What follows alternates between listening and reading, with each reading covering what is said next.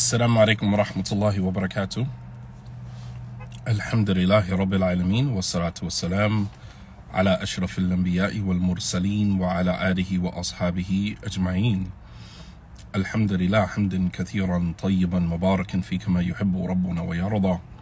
وصلى الله على نبينا محمد وعلى آله وصحبه وسلم تسليما كثيرا. أما بعد, alhamdulillah. Happy Monday morning to everybody. I pray that you all are in the best state of health and faith on your journey, inshallah ta'ala, wherever that is. For those of you who are not Muslim, who are listening, welcome.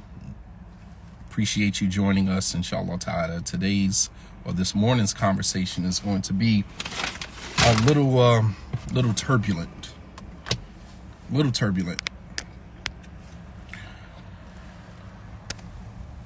Inshallah ta'ala, you'll be okay. A few band-aids patch you up, you'll be okay. So, and continuing with our discussion about the culture of divorce. So what we're talking about are things that have contributed to divorce in the Muslim community. Although I'm targeting the Muslim community specifically, the information is general and anybody can benefit from it. I'm sure other religious communities, are experiencing the same thing. We're not an anomaly as a Muslim community, as a religious community. We're all suffering from the same challenges, the same ills, and we take the medication wherever it comes from, as long as we know that the medication is going to work. So my attempt is to point out and to address and to give us an opportunity to self-reflect on some of the things that we are doing in our marriages that are contributing to the culture of divorce.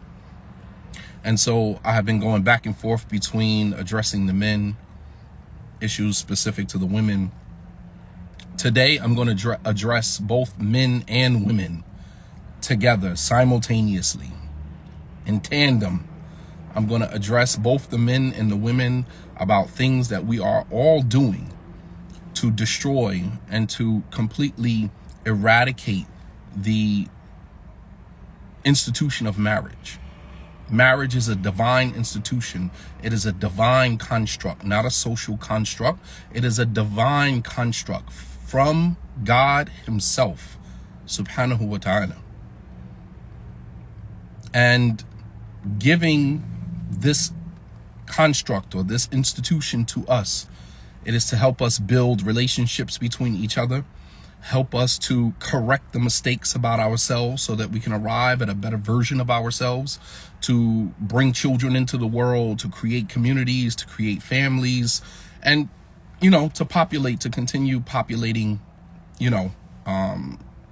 continue populating the world. This is all by way of the institution of marriage. However, some of us lie on our resume.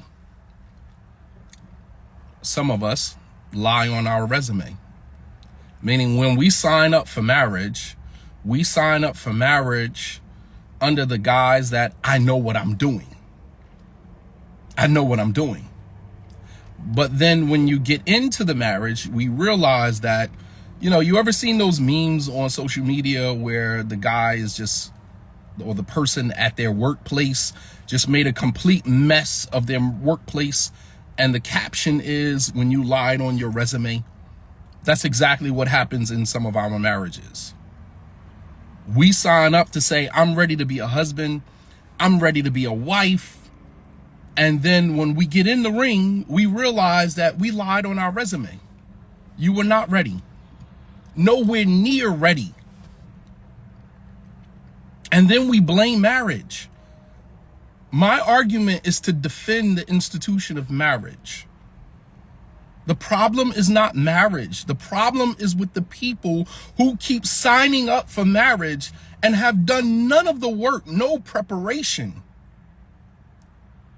No preparation whatsoever. Signing up for marriage. Some of us have signed up for multiple marriages and still haven't gotten it right. signed up for multiple marriages. You've been married 3, 4, 5, 6, 7 times, 10 times you've been married. You signed up for marriage only to realize that you had done no preparation. None. You lied on your resume. You said that you were ready for this institution when in fact you were not.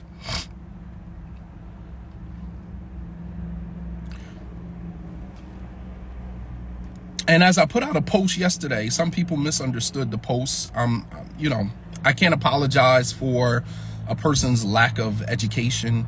Context means everything. If you don't understand something, you can always type a comment underneath the post and say, could you explain this a little bit more? I'm having a hard time understanding what you mean. Right? If you read a post and it is above your mental capacity in that moment, because we all have moments. We have blonde moments, we have dim moments, we all have those moments. You read something, you're like, man, this doesn't make sense to me. In that moment, it's okay for you to put a comment underneath the post and say, hey, this is a little bit above me. I don't really get it. Can you explain it? Rather than leading with your own understanding of what you think the post mean and then make yourself look like a fool. As the saying goes, it is better to be thought a fool than to open your mouth and remove all doubt. You guys ever heard that saying before? It is better to be thought a fool than to open your mouth and remove all doubt. And some of us, we are so great at doing this. We open our mouths and it's like, oh, that's who you are. Okay, got it.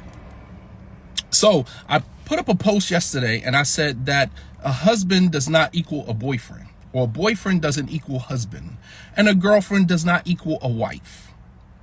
And what I meant by that is that you can't spend the vast majority of your life jumping in and out of temporary relationships, which are boyfriend-girlfriend relationships.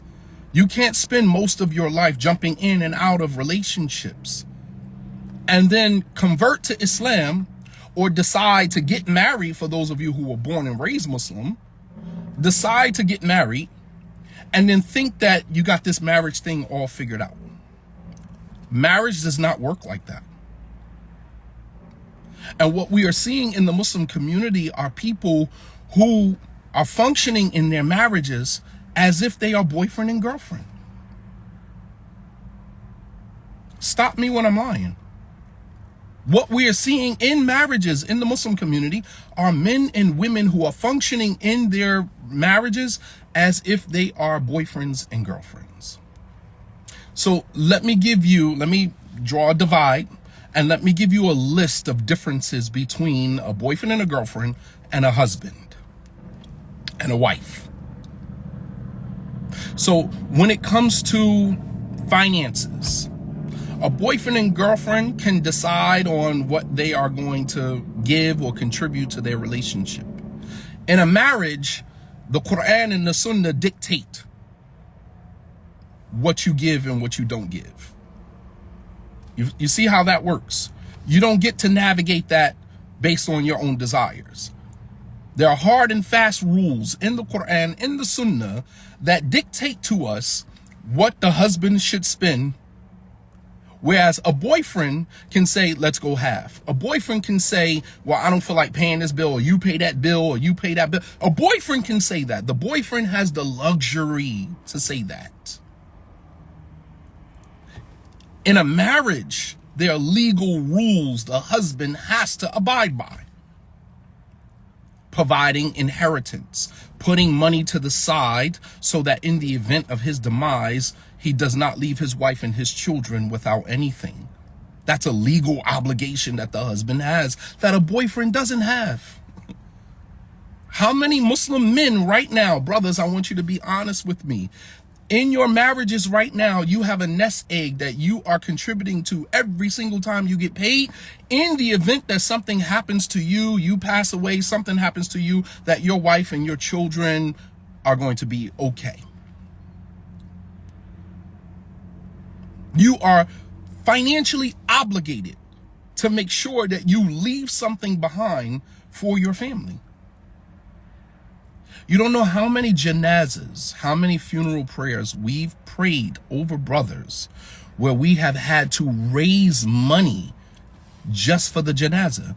And if we have to raise money for your janaza, then that means that you didn't leave anything behind for your family. You didn't leave anything behind for your family.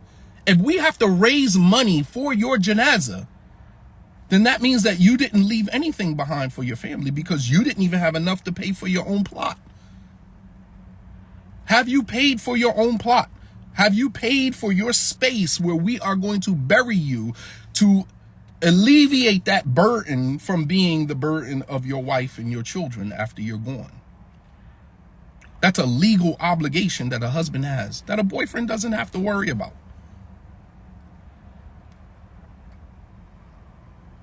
Providing a roof over the head of your wife and your children, that's the man's responsibility.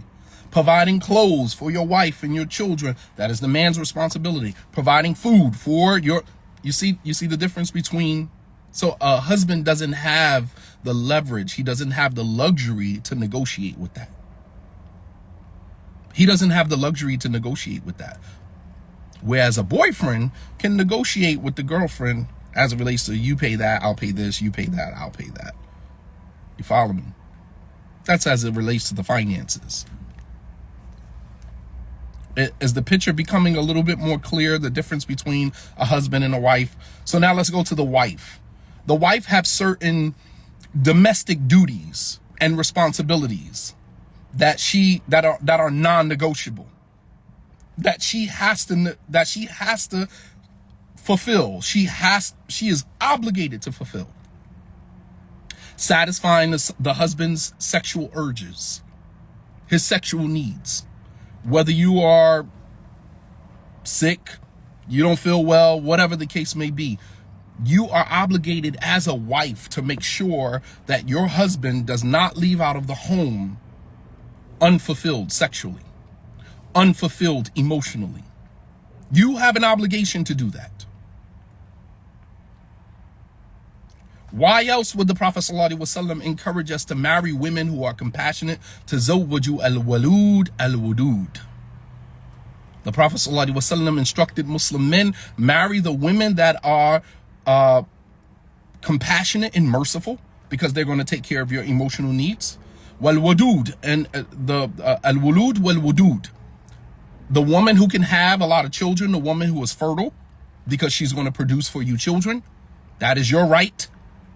That's not something that we negotiate with. A man comes into the relationship, he wants children. The woman doesn't have a right to say, well, I don't want any children. Well, then you're not ready to be in a marriage. Then go marry a brother who doesn't want children. Go find a brother who doesn't want children. But if a man is coming into a relationship, it is his right to have children with the woman that he's married to. That is his haqq. That is his right. And as a wife, you are obligated to oblige. Unless there's some medical situation, there are other exceptions to that rule, obviously. But if there are no medical conditions, there is nothing that renders the woman incapable of having children, in that it would be a detriment to her health, then she doesn't have a right to deny him that. She doesn't have a right to deny him physical intimacy, emotional intimacy. That is his right. Now, as a girlfriend, you have options. You're not necessarily binded. You're not obligated to give him that. You can negotiate with that. You're a girlfriend. But as a wife, you are legally binded. You are legally obligated. The Prophet ﷺ said, any woman who her husband goes to sleep upset with her because of something that she did or something that she didn't do, then the angels curse her until the morning. The angels curse her until the morning. Meaning he goes to sleep sexually unfulfilled, emotionally unfulfilled, Can you imagine how many brothers that are listening right now are in their marriages right now emotionally unfulfilled? Because the wife has other obligations, she has other things to worry about. Emotionally unfulfilled. Sexually unfulfilled. A girlfriend has the luxury to give that or not give that. A wife doesn't have that luxury. The Prophet ﷺ said, to the point that even if the woman is cooking in the kitchen and the husband wants to be intimate with her, she does not have a right to deny him. She does not have a right to deny him. Even down to the point, the Prophet ﷺ said, even if the woman is on her menstrual cycle, then the man can enjoy everything above the waist. He can enjoy everything above the waist. You understand? That's our deen. There is sexual intimacy is haram during the time of the menstrual cycle. But that does not mean other acts of intimacy, physical intimacy cannot be fulfilled. But you have some women, when they experience their menstrual cycle, all bets are off. Don't touch me, don't talk to me, I don't want anything to do with you. And the man is in this space where he has to wait for 7 days, 10 days, however long that takes. The same way, let me give you some equivalency. The same way that a woman feels when she cannot pray or fast or or engage in any of the acts of worship that require her to be in a state of purification for 7 to 10 days while she is experiencing her menstrual cycle. The same pain, the same displeasure, the same feelings of, being locked out and not being able to participate. The same way that you feel when you cannot engage in these acts of worship because of your menstrual cycle is the same way, or even worse, that a man feels during that 7 to 10 days when he cannot be intimate with you.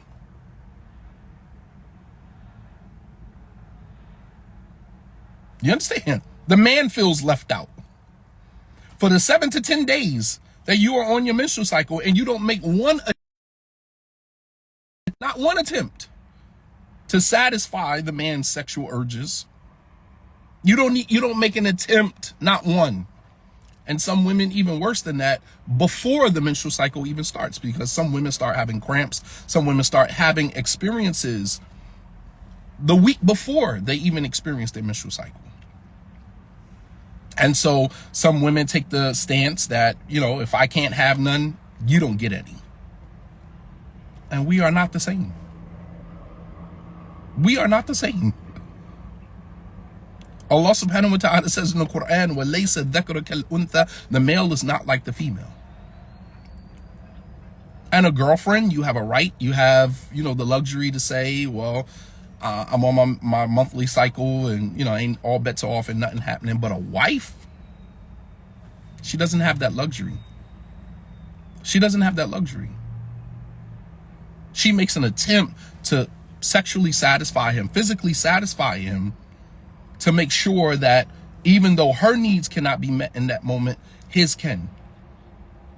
She doesn't deny him that.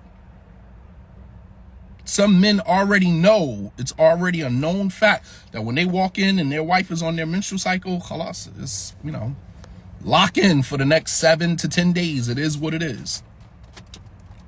The sexual urges that you have, we don't have the luxury as men to kind of put that on pause. Especially not when we work in environments that are predominantly dominated by females. We don't have the luxury to just turn that off. So much so, the Prophet ﷺ said that if any one of you men walks out of his home and he sees something that arouses his desire, then let him go home to his wife. فَإِنَّمَا مَعَهَا مَا مَعَهَا. She has what she has. But if you're going home to your wife and your wife is like, no, nothing's happening, then what are you supposed to do with that desire? What do you do with that? So as a girlfriend, you have a right, you have a luxury to say nothing's happening. But as a wife, obligated, bonded by Islamic laws and guidelines and rules, you don't have that luxury. No, my religion teaches me that even though I am on my menstrual cycle, I still have to find a way to satisfy my husband. You think about the hadith. You think about the hadith of Sulaim, who her son died, right? Think about the hadith of Sulaim for the women who say, well, I'm in pain, I'm having cramps, I'm this, I'm that. Got you. Nobody said it was going to be easy. And that is the whole thing about marriage. Nobody said it was going to be easy. We want what comes to us with ease in the marriage because we don't want to exert ourselves. We want what comes to us with ease in the marriage because we don't want to exert ourselves. Think about the hadith of Sulaim. She lost her son. Her son died. But she wanted a way to convey that information to her husband in a way that he would be receptive to it.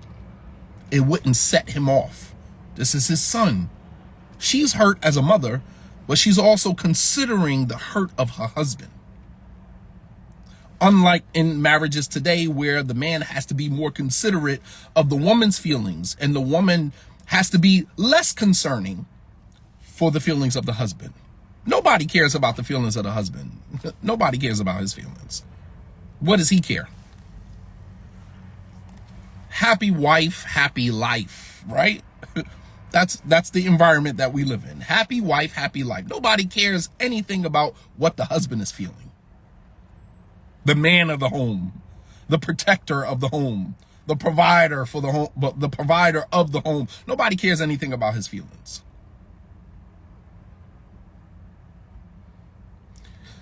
Sulaim, her son dies.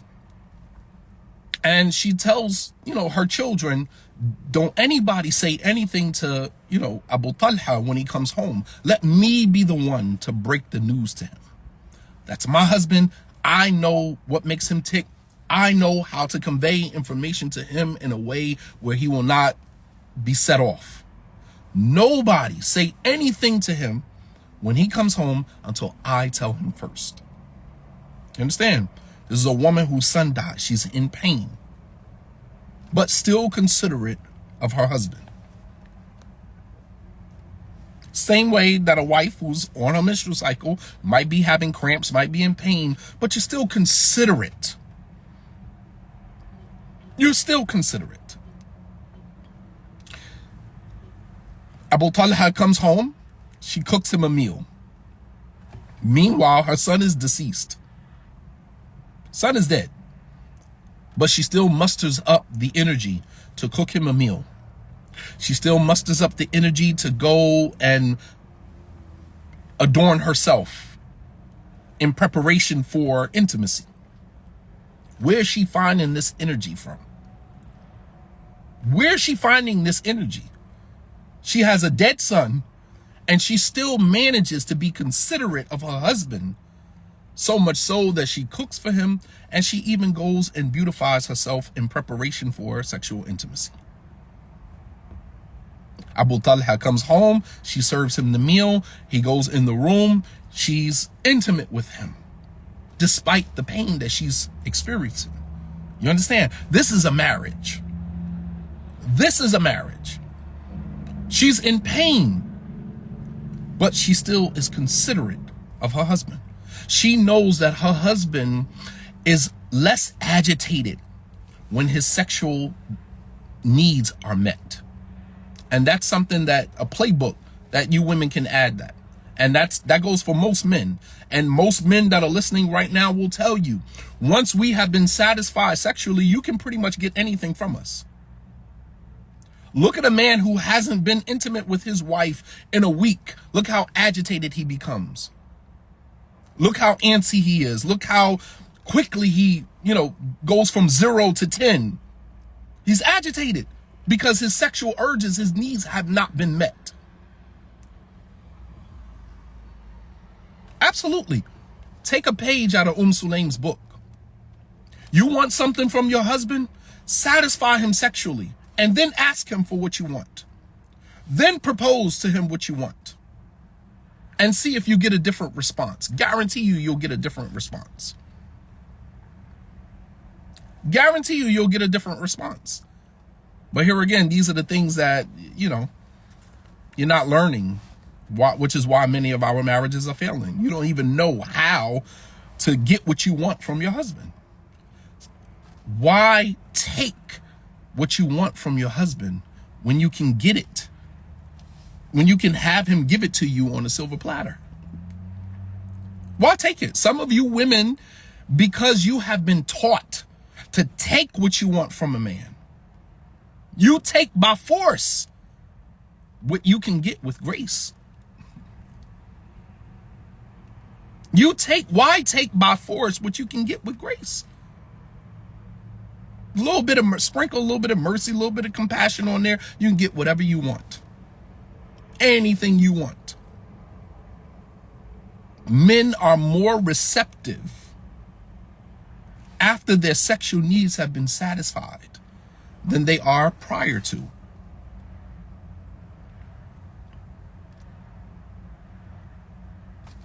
Yeah.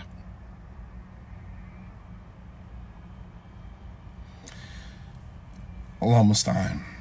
And some of you, this is going to go in one ear, out the other. I'm not doing that. I'm not doing all that. Who's doing all of that? Yep. And that's why your marriage is suffering. That's exactly why your relationship is suffering. Because who's doing all that? I'm not doing all of that. Then you're not ready for marriage. You're not ready for marriage. Continue being a boyfriend. Continue being a girlfriend. You're not ready for marriage. This is marriage.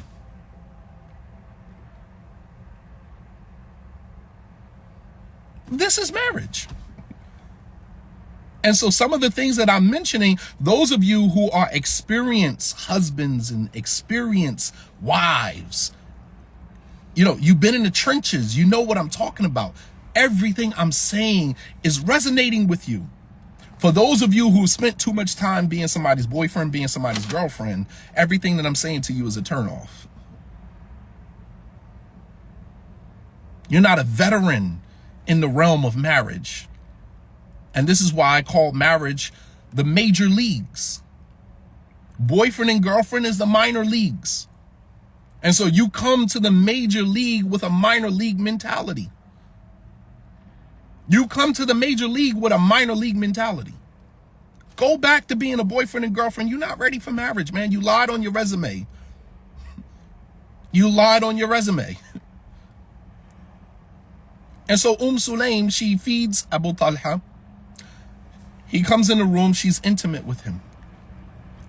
After satisfying him sexually, she turns to him and she says, giving him a metaphor. She says, what do you think about a household if you loaned them something and then you went back to collect what you loaned to them, and would they have a right to deny you? Like if you loan somebody some sugar, you loan somebody a lawnmower, and then you go back to that house and say, hey, give me my lawnmower back, would they have a right to deny you? Abu Talha said, no. How could they deny you? It's your stuff.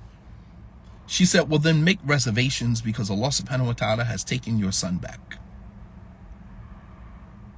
Make reservations because God has taken back what is his. Our children, our spouses are on loan to us from Allah subhanahu wa ta'ala. We don't own anybody. We experience them for the time that Allah gave us, and that's it. We don't own anybody. It's not your man. It's not your woman. It's not your children. We say, Inna lillahi wa inna ilayhi raji'un. To Allah we belong. When the news of death comes to us, in our tradition, we are instructed to say, Inna lillahi, to Allah we belong. Wa inna ilayhi raji'un. And to Allah we are returning. We're in the process of returning to Allah subhanahu wa ta'ala. We don't own anybody. Ownership belongs to Allah subhanahu wa ta'ala. How many verses in the Quran does Allah say, Lahu mulku samawati wal ard? To him belongs the dominion, the kingdom of the heavens and the earth. It all belongs to him subhanahu wa ta'ala. We have the illusion of ownership. We have the illusion of ownership.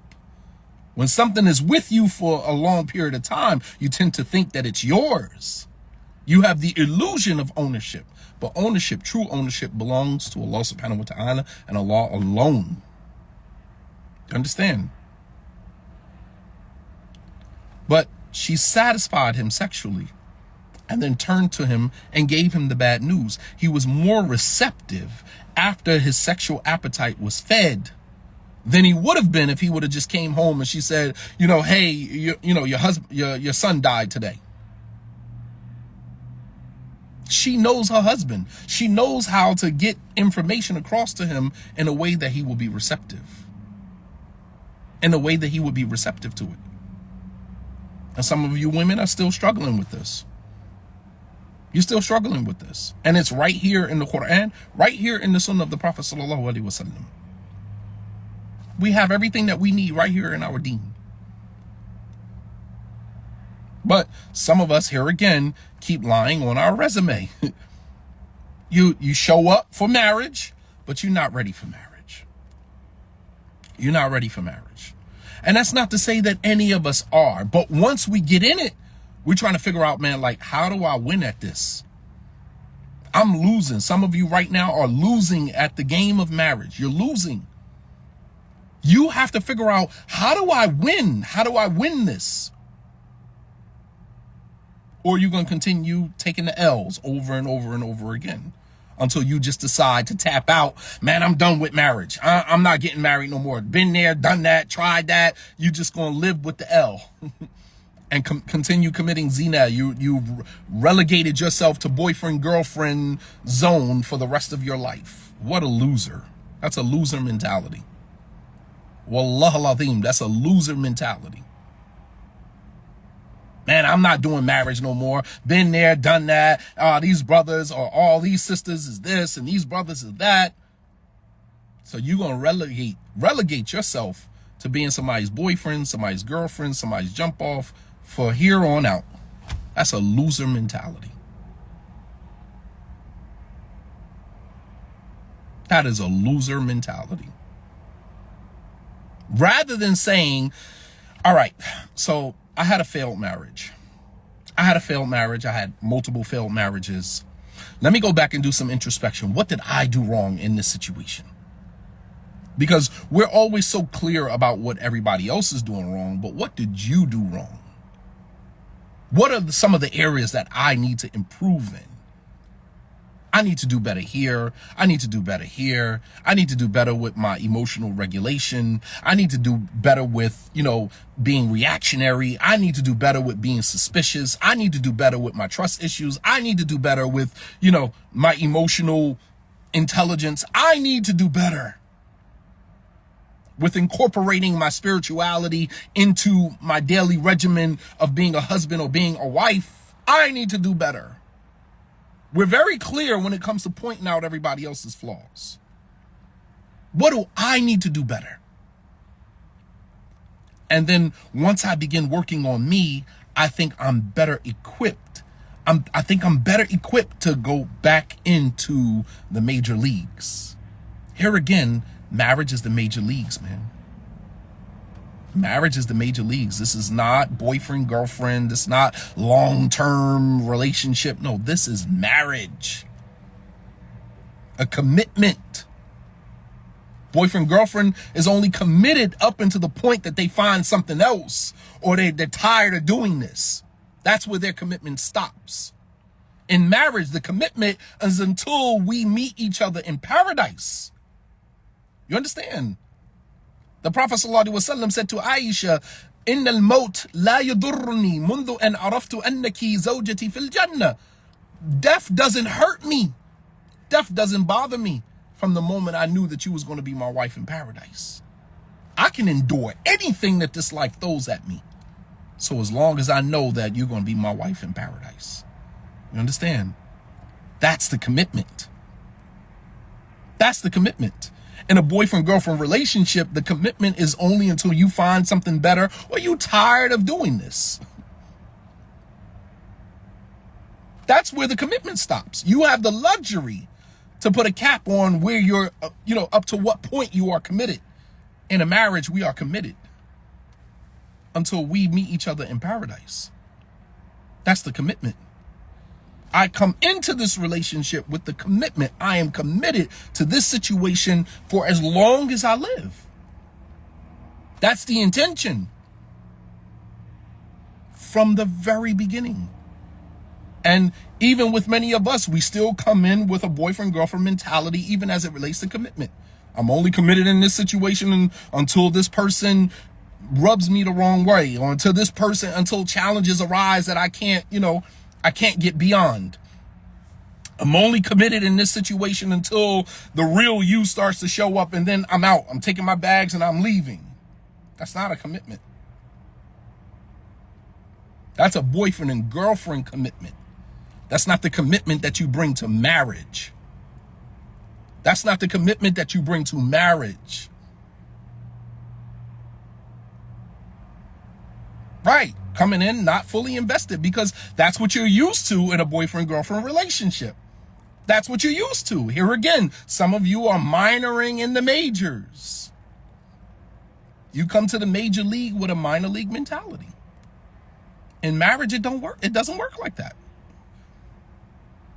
I'm committed all the way through.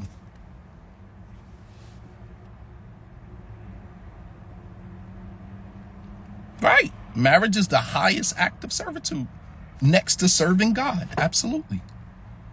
100%. I agree. And so here again, it's like we want all the perks of a marriage, but we only want to invest a boyfriend or girlfriend mentality.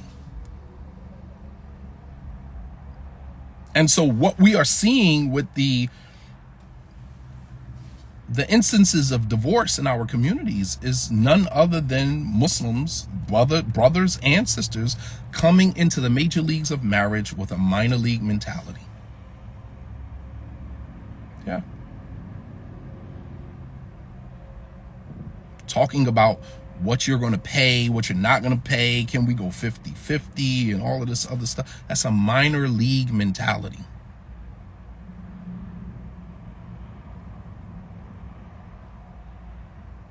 Minor league mentality. What are the other obligations of the wife? The wife has financial obligations, meaning you also have an obligation to think forward for yourself and your children rather than spending money, even if it is your money.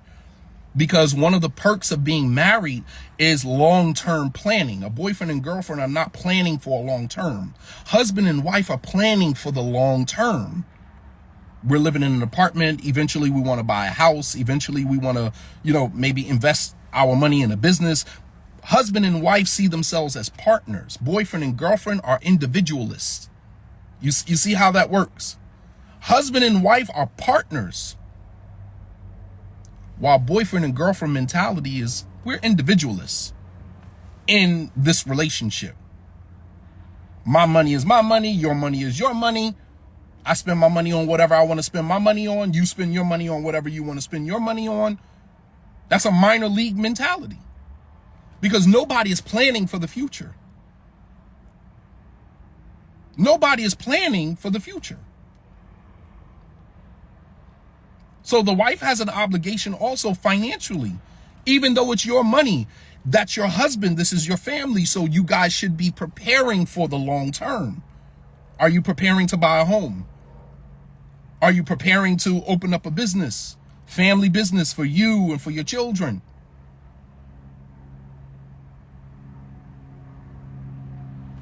That's also an obligation. You have an obligation to protect your husband's money, not squander it because it's not your money. Women do such a great job with saving your money and spending your husband's money, when it should be the opposite.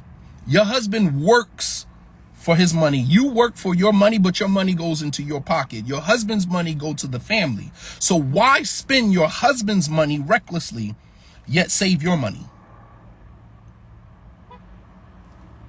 That is hustling backwards. Spend your money recklessly and preserve and protect the wealth of your husband, because the husband's wealth is what is used to take care of the entire family. Always amazed at how women are so reckless when it comes to spending somebody else's money. When it comes to your money, you're saving.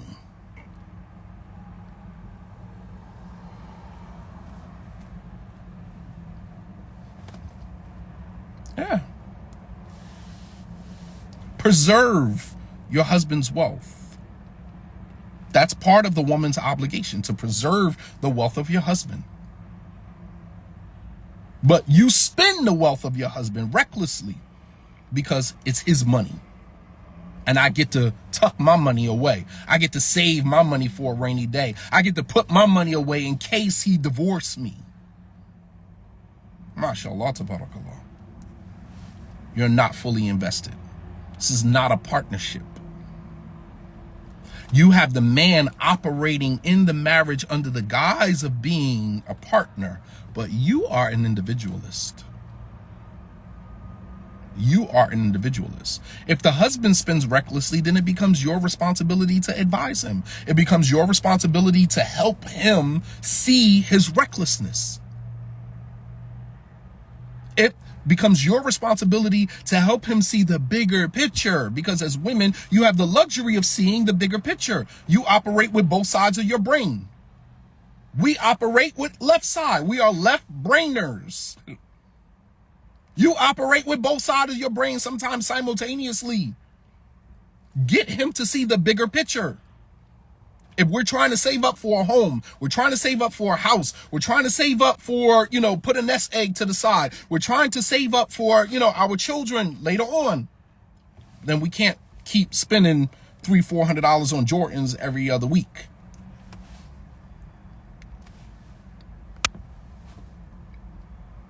You guys follow me? You have to be able to get him to see the bigger picture. Or find a way strategically to begin putting money to the side without him knowing. Skimming for his own benefit. He don't even know you're skimming, but you're skimming. And when he falls on hard times and he thinks that you're broke, you come out of nowhere. Well, I have this amount of money put to the side. You're like, well, where you get that from? It's like, man, you wasn't even paying attention, but I was taking $100 here, $200 here, and I was tucking that away to the side because I know that you're not going to listen to me when I tell you to do it. So I have to find a strategic way to do it. But we're not broke. We're fine. You understand? You are the woman. Figure it out. Skim for his own benefit. That's the opposite of what I mentioned earlier. If you can't get it by grace, then do it by force.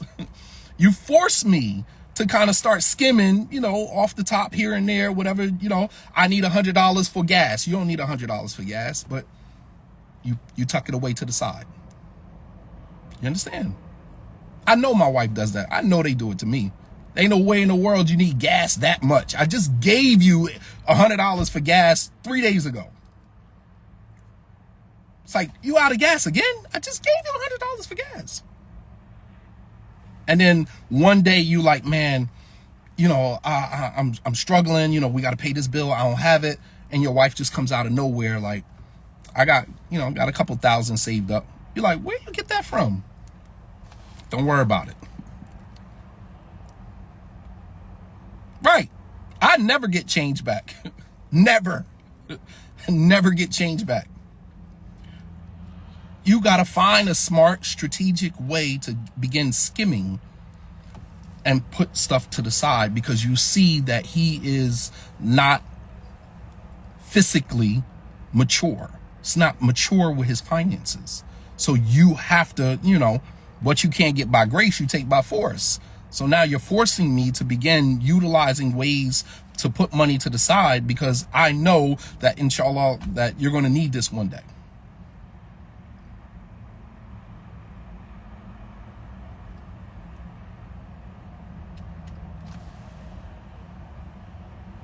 Right, for the benefit. Now, you're not putting the money away for yourself. You're putting the money away like Prophet Yusuf told. Go back to the story of Prophet Yusuf, right? What did he tell the king? He said, you're going to take the harvest You're going to take the harvest for 7 years. You're going to eat and you're going to store away a little bit, because then there's going to come 7 years of drought. So there's going to be 7 years where, food is going to be plentiful. But when the food is plentiful, put some away. Such a wise man, Yusuf alayhi salam. And then there's going to come 7 years of hardship, of drought. And whatever you stored away, you're going to need it during that time. You understand? So it's putting things away, because you know that good times don't last long. Allah subhanahu wa ta'ala says, Inna ma'al usri yusra, and after difficulty comes ease. But there's going to be difficulty. After difficulty comes ease. And so while he's buying Jordans and buying flashy cars and paying huge car notes, you are taking 100 here, 200 there, 50 here, 200 there, 100 here, 50 there. And you putting that away because you see that he doesn't respond to reason. And this is especially true with a lot of young men in their late 20s, mid 30s. That older wisdom, that older male wisdom doesn't usually set in until you're about 40.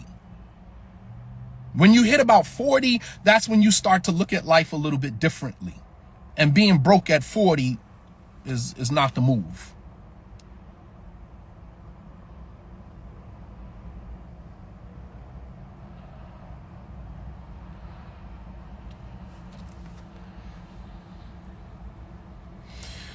So that's another caveat. When we're talking about marriage, when we're talking about partnership, we're talking about relationships. So some people, here again, bringing a minor league mentality to the major leagues. And so my job is to get you guys to understand that marriage is the major leagues. So if you're going to operate in a major league, then you need to operate with a major league mentality.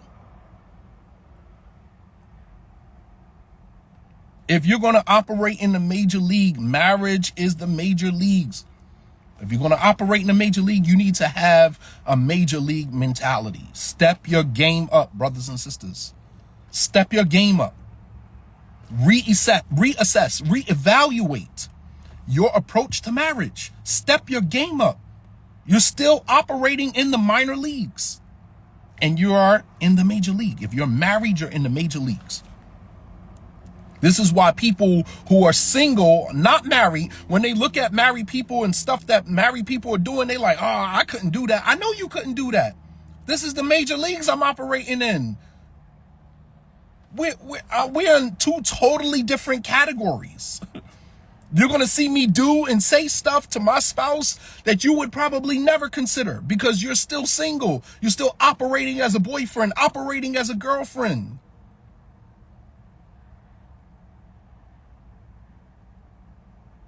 Even those of us who are veterans, seasoned married people, I would never be good. I could never be a boyfriend, ever. I could never be a boyfriend. Because all of my values and my principles and the way that I approach life is as a married man. I don't know how to operate as a boyfriend. I wouldn't know how to do that. I would come off way too controlling, way too temperamental. I would be a turnoff because I only know how to operate in the major league. I only know how to operate in the major league. And there are some people who are the total opposite. They get into marriage and it's like they're in the wilderness because they only know how to operate in the minor league. They get into marriage and it's just like, whoa, I am way out of my league.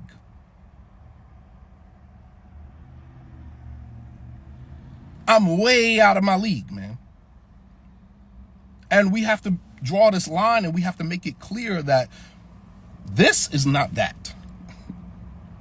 Marriage and being a boyfriend and girlfriend are two totally different things.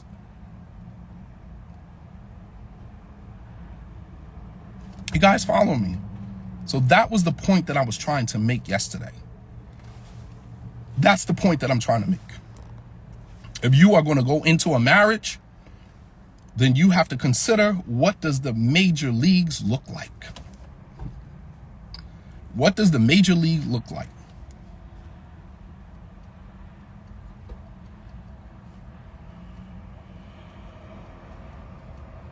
And the fact of the matter is that some of us are just not ready for the major league. We're not ready for it. We're not ready for everything that it requires. We're not ready for it. Evidenced by all of the divorces that we see going on in our communities. Why else would there be so many divorces in our communities? Because people are just not ready. Islam says that the only way that a man and a woman can be together is through marriage. That's it. There is no boyfriend, no girlfriend, no long-term relationships, no marriage by the state, no none of that. Marriage, that's it. So if that's the case, then that would force the men and women who want to have a relationship to be able to figure out, Wallah al-Azim, as Muslims, we should be masters of marriage. There should be nobody on the, because in Christianity, they allow boyfriends and girlfriends, long-term relationships before they decide it. They allow that. Nowhere in Islam is that acceptable. Nowhere. This is why Muslim men and women do it under, in the dark where nobody knows about it. There's still a level of shame and embarrassment that is associated with it, because that will never be acceptable in the Muslim community. Whereas in the Jewish tradition, in Islamic, in the Christian tradition, and in other religious, doctrines, they allow that. They accept it for one reason or another. In Islam, that will never be acceptable. You either married or you're not. So that being the case, you would think Muslims would be masters in the art of marriage. You would think that Muslims, because this is the only relationship between a man and a woman that Islam will acknowledge and accept, is marriage. You would think that Muslims would be masters at the art of marriage. But we are still behind the 8 ball just like everybody else. Behind the 8 ball like everybody else. Allahu Musta'an. You guys have been great. I hope that my conversation provokes, a deeper sense of self-reflection, introspection. I hope that my talk makes you reevaluate, recalibrate the way that you are approaching marriage. Marriage is the major league. You cannot operate in the major league with a minor league mentality. Change your mentality. For Muslim men that are cool with dating non-Muslim women, a non-Muslim woman should be terrified. A non-Muslim woman should be terrified to even approach you as a Muslim man, because she knows you're not doing the boyfriend-girlfriend thing. And if she's not ready to get married, then ain't nothing happening. Because Allah subhanahu wa ta'ala commands the Muslim men in the Quran that if you are going to be with a Christian woman or a Jewish woman, women from the book, then they have to be righteous women, ghayru musafihatin. They have to be women who are not committed to fornication and just sleeping around recklessly with other men. Nor should they be the type of women that take on boyfriends. Allah mentions this specifically in the Quran, that they cannot take on boyfriends, meaning they can't entertain these type of relationships. You cannot be in a relationship with a Christian woman who takes on that. You can't even be in a boyfriend-girlfriend relationship with a Christian woman. Even if you are going to be with a Christian woman or a Jewish woman or a woman from the book, she has to be committed to marriage. So when a non-Muslim woman approaches you, your outlook on that should be, don't approach if you're not. I'm marriage material. I'm not boyfriend-girlfriend material. I am marriage material. That's it. My religion teaches me to honor myself by taking on the highest title that a man can take when it comes to engagements with the opposite sex, and that is marriage. I'm not a side piece. I am not a jump off. I'm not a weekend, fling. I'm not a fling. I'm not a work husband. I am a husband. I'm husband material, nothing else. You understand? Don't play with me. In Islam, we get married. We don't play around with that. It's not boyfriend, girlfriend, not a weekend fling, none of that. We get married. I am only obligated to do one thing and to take on one title, and that is to be a husband. That's it. I'm not a jump off. I'm not a fling. I'm not a boyfriend. I'm not a side piece. I'm a husband. It's the highest title that a man can take when it comes to his engagement or interaction with the opposite sex. And the same thing for Muslim women. The highest title that you can have is a wife. That's it. If he's not going to wife you, then keep it pushing. Keep it pushing. Don't come to me and ask me, am I married? Don't come to me and ask me if I got a boyfriend. Don't come to me and ask me if I got this or that. If your intention is not to marry me, if you're not trying to wife me, make me your wife, because that's the only title that I can accept as a Muslim woman. And if you're not trying to make me your wife, ain't nothing happening. Keep it pushing. There's tons of women out here you can make a girlfriend. I'm not girlfriend material. I'm wife material.